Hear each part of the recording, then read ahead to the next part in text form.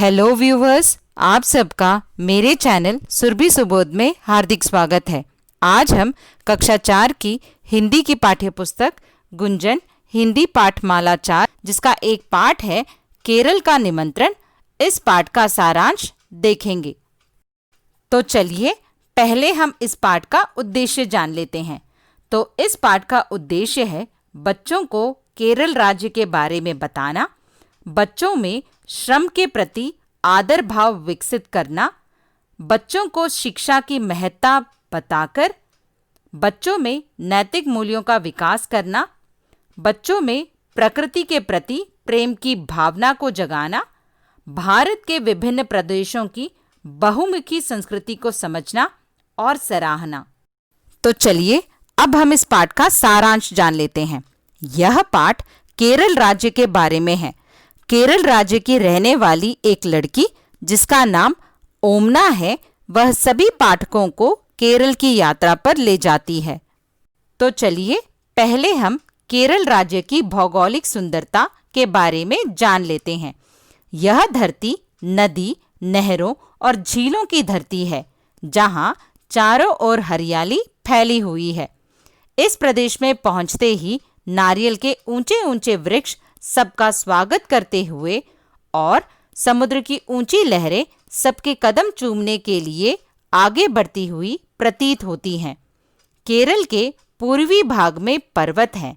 यहाँ के ऊंचे पहाड़ घने जंगलों से ढके हुए हैं, जिनमें हाथी, बाघ, चीता जैसे अन्य वन्य जीव स्वच्छंद घूमते हैं। यहाँ 8,837 फीट ऊंची आनामुरी पर्वत की चोटी है। मध्य में समतल मैदान, पश्चिमी समुद्र तट पर खाड़ियां और लगून अर्थात ताजे पानी का छोटा सा क्षेत्र जो मैदानी किनारों को छूकर बहता है, जिनमें नौकाओं द्वारा व्यापार होता है। तो चलिए अब हम केरल के लोगों के जनजीवन के बारे में जान लेते हैं। यहाँ के लोगों की मातृभाषा मलयालम है। यहाँ के लोग परिश्रमी और सादा जीवन जीते हैं। उन्हें अपनी संस्कृति पर गर्व है। यहाँ के लोगों का मुख्य व्यवसाय खेती और मछली पकड़ना है। यहाँ की जलवायु आर्द्र है। यहाँ साल भर वर्षा होती है, इसलिए लोग घर से बाहर छाता लेकर ही निकलते हैं।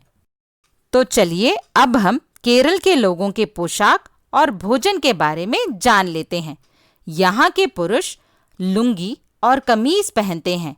स्त्रियों को सफेद रंग के कपड़े पहनना बहुत अच्छा लगता है।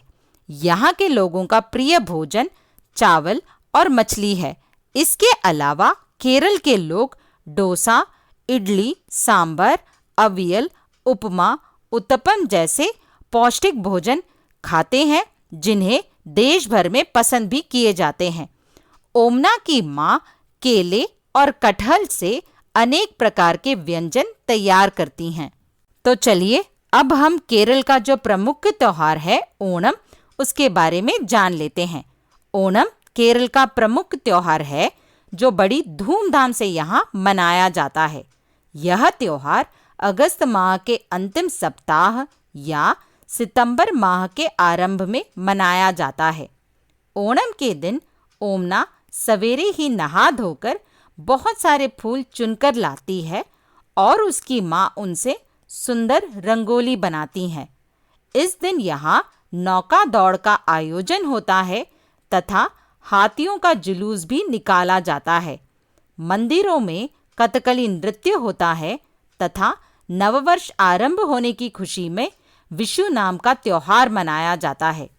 इस दिन घर के बड़े छोटों को पैसे देते हैं और उन्हें नववर्ष की शुभकामना देते हैं। केरल का प्रमुख उत्पाद। केरल राज्य मसालों का घर है, जहां काली मिर्च, लौंग, इलायची, दालचीनी, जायफल, जावित्री, नारियल, रबड़ आदि का खूब उत्पादन होता है। यहाँ काजू की अच्छी खेती होती है।